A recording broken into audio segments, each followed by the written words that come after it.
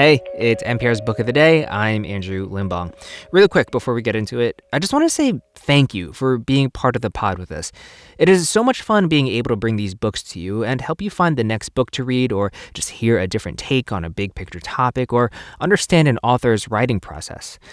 Now, you probably know what's coming, and it's true. It is only with your help and support that we can do this work. So please consider making a contribution at donate.npr.org/books. Every day we aim to bring you some thought-provoking interviews or hip you to the buzzy new thing on the block in books world. These books not only help keep you informed about all the things going on in the world around you, but they also offer a very welcome respite when the world around us gets to be a little too much. And you can help us keep that going for another year. Again, that's donate.npr.org/books. Thank you so much. We really appreciate it. Okay, on to the show. Okay, I'm not going to lie. I went into today's interview being kind of a hater of the general idea that today's author promotes. It's with Neil Pasricha, a best-selling author and advocate for happiness and positivity, which to me raised red flags. I'm not big on aggressive positivity. But in this interview with Here and Now's Jane Clayson, he kind of got me on his side a bit. He's out with a new book called Our Book of Awesome, which collects these little moments of happiness. And it's less forcing yourself to smile, like I thought it was going to be, and more just appreciating the small respites we get from, the world. We don't have to tell you that the news can get you down these days. Maybe you need a little lift in your life, or maybe you need a little awesome. Neil Pasricha has devoted much of his life to defining and sharing small joys. Neil is an international best-selling author. His latest collection is Our Book of Awesome, and he joins us now via Skype to share the happy. Neil, welcome. I am so ready for this. I am so ready to be here, Jane. Thanks for having me. Glad you're here. So this all started about 15 years ago when you were in a place as far from awesome as one can be. Your wife left you. Your best friend took his own life, and on a whim, you started a blog? I did, back when blogs were a thing. I started a blog called 1000awesomethings.com, and every single day, Jane, for the next 1,000 straight weekdays, I wrote about wearing warm underwear from out of the dryer or getting called up to the dinner buffet first at a wedding. Just something small and light to try to slowly change my brain to focusing a little bit more on the positive. And your blog spawned an internationally best-selling book, a TED Talk, and a litany of sequels. And then you stepped away. Why?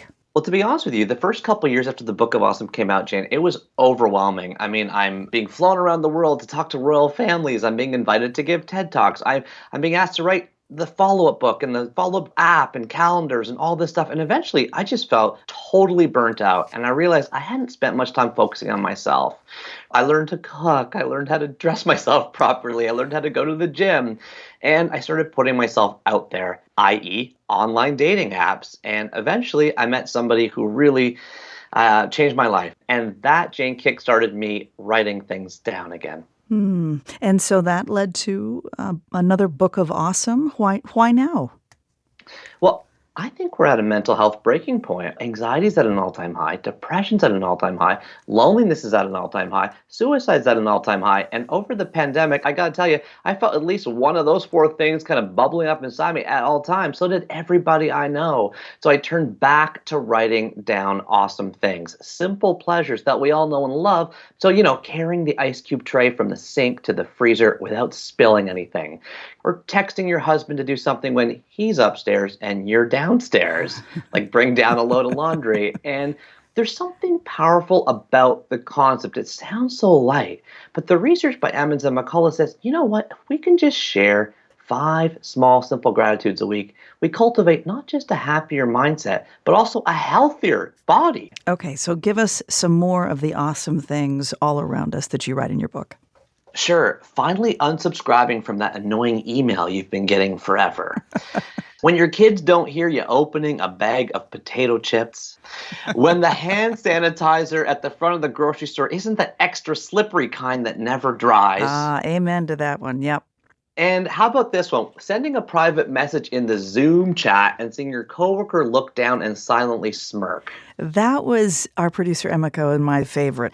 A couple of others we liked. When you finally get rid of that thing that's been rolling around the trunk of your car forever. Yes. Feels like an accomplishment, doesn't it? I know, and for some reason, if you're like me, you go weeks without removing it, even though you can hear that pair of skates rolling around forever. Yes, yes. Actually making the right amount of spaghetti, can I say? Many times a week. Many times a week. And then from page 107, finding a lid that fits that stupid Tupperware container on the first try. Absolutely. We go through life, Jane, thinking that these big moments are what's going to define our lives. The wide eyes and graduation stages, the father-daughter dances at weddings, the healthy baby screeching in delivery rooms.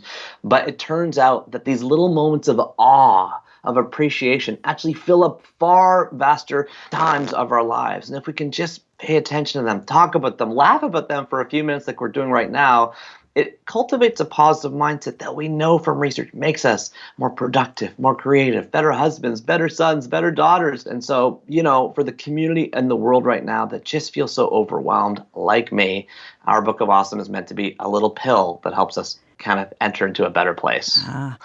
Do you still have days in the midst of recognizing all these simple pleasures when you don't see them, even now? I absolutely do. And so for me, a big thing is actually getting the phone out of my bedroom. This has really been a game changer. Instead, what I start my day with now is something I call 2-minute mornings. So when I get up, what I do is I grab a pen and a piece of paper and I write down, I will let go of, I am grateful for, I will focus on. What you're doing is kind of leaning into the body of research that says if we wake up and don't distract ourselves senseless with our cell phones, but instead cultivate a positive mindset from the beginning, then since the average person's awake for 1,000 minutes a day, what you're doing is you're priming your brain to be 31% more productive, have 37% higher sales, and be 300% more creative for the other 998 minutes you're awake. Neil Pasricha is an international best-selling author. His latest collection is Our Book of Awesome. Neil, thank you. Thank you, Jane.